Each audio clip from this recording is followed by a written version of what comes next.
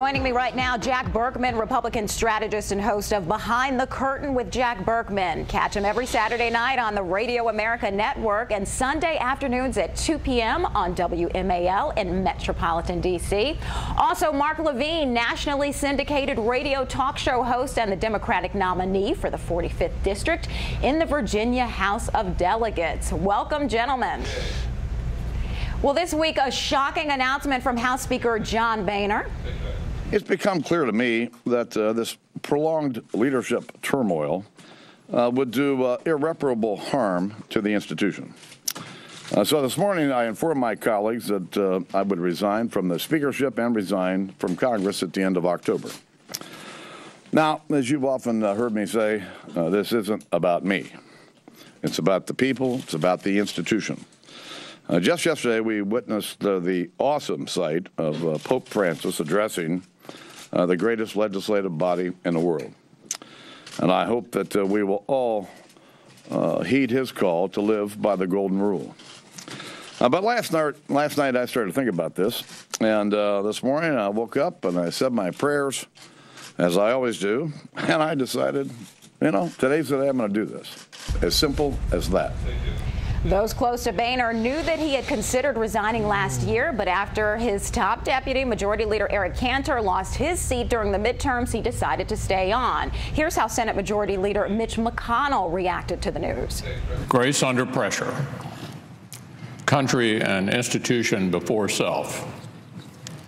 These are the things that come to mind when I think of John Boehner. He's an ally. He's a friend. And he took over as Republican leader at a very difficult time for his party. It is no secret that those to the far right felt very differently about Boehner. Jack, even you voiced your displeasure about him. What does his resignation mean for the future of the party, and will this mean a bigger shift to the far right? I don't think it means very much. It looks like at this hour here, it looks like everything is consolidating around Kevin McCarthy. Boehner has already endorsed him just an hour or so ago. So I don't think there will be big change. I think you're going to have a situation where McCarthy really won't be speaker, but will be prime minister, functioning, presiding above what could be a coalition government with different factions of Republicans. Boehner could have survived. In one sense, I admire him greatly. He could have survived because conservatives could never have coalesced around one person. So I admire him for stepping down, even though he could have surely stayed on. I'm disappointed, though. I wanted him to fight the fight over Planned Parenthood. He didn't have the stomach. He just didn't want to do it, and I'm sorry about that. House Minority Leader Nancy Pelosi had something quite different to say about Boehner's resignation. Our Speaker announcing his resignation. That resignation of the Speaker is a stark indication of the disarray of the House Republicans, a demonstration of their obsession with shutting down government at the expense of women's health, and a sign of the failure of the House Republicans to be willing to engage in dialogue for the good of the American people. Mark, let's talk about timing here. In less than a week, Congress is going to have to come to some sort of an agreement to pass a continuing resolution to fund the government. Is Boehner's resignation a sign that things on Capitol Hill could get worse? No, I think it's a sign that everything will happen exactly the way it would be if you were still there. It would be that the Democrats will join with the established Republicans, will vote over the Tea Party, Planned Parenthood will get funded, and Republicans on the Tea Party branch will not be able to shut down the government for the third time. John Boehner was seen singing as he was going to give his press conference. He's clearly a very happy man not to have to deal with the right wing of his party anymore. Let's talk about the Pope. On Thursday, Pope Francis addressed Congress in an historic speech, moving Boehner, a devout Catholic, to tears. When the Speaker announced his retirement, he recited the prayer of St. Francis, which speaks to acceptance and keeping the bigger picture in mind. Jack, Boehner is known for wearing his emotions on his sleeve. How about your perspective? What do you think? How much did the Pope's visit weigh into his decision to actually resign? Oh, I think Boehner's a genuinely religious man. I'm sure the Pope's visit had nothing to do with this, and I don't think Boehner made this decision this morning. I think this has been something underway for a long time. time. I really think that I really think what I just said, Kelly Lynn, and that is that Boehner just didn't want to exist for the purpose of survival anymore. He really wanted to do something. His own ideology was so out of step with what was becoming a majority in the caucus. He just didn't feel that somebody who had essentially become a moderate in an extremely conservative caucus that was growing more conservative by the year could do it, and I think that's why he stepped aside. I think he was out of step because he wanted to work with Democrats to pass legislation, and the right wing of the Republican Party does not want the government to function. They want the government to shut down. They want conflict, and Boehner and the established Republicans don't want that. They want to let me ask you this. Don't you think, all right, after we saw these kind of Hitler-esque videos from Planned Parenthood, don't you think, but you mean to tell me you still support funding for Planned Parenthood? Of course I do. Absolutely I do. And remember, Planned Parenthood, I mean, those videos were doctored and they didn't do all the things they were accused of.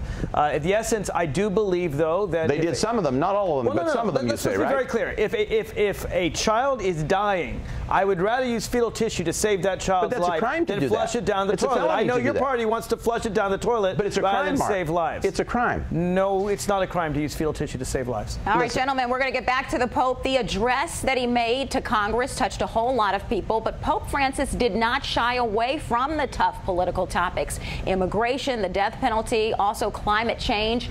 It's not often that such popular religious figures get this political. So, Mark, what did you make of his speech? I loved his speech. I have to tell you everything about it, about looking out for ordinary people, looking out for the poor, about climate change, about immigration. He talked about the fact that we all share one continent. We Americans, we think of that as the United States, but it's North America and South America, and the vitality of immigrants coming to this country. I thought it was a beautiful, moving speech. I'm a big fan of this Pope. But the Pope's address didn't fall in line with many of the GOP's principles, especially the presidential candidates. Only New Jersey Governor Chris Christie said that the Pope was wrong. Jack, is it a misstep to criticize such a well-known and highly regarded religious figure, or was Christie correct? Oh, I'd stay away from that. The last thing you want to do is have some kind of Catholic reawakening against you. If I was a candidate, I would duck that completely and say nothing about the Pope. Yeah, the Pope is out of step with conservatives. He clearly has a left-of-center view. There's a lot of mixed emotions. Rubio this week trying to capitalize. He's trying to capitalize on both Boehner's resignation and the Pope's visit. We'll see if he moves up in the polls. We'll see if there's any kind of a Pope bounce for Rubio. I really don't think the Pope's visit has much to do with the 2016 election either way. Religion, however, has taken center stage this week in the 2016 race for the White House. Republican candidate Dr. Ben Carson igniting a firestorm for his comments about Muslims in the White House. I would not advocate that we put a Muslim in charge of this nation. I absolutely would not agree with that. Since then, Carson says that the money has been rolling in from people who align themselves with his message. Jack, Republicans often pride themselves on their evangelical beliefs and how they would bring those beliefs into the White House. So is it hypocritical for Carson to say that others shouldn't do the same?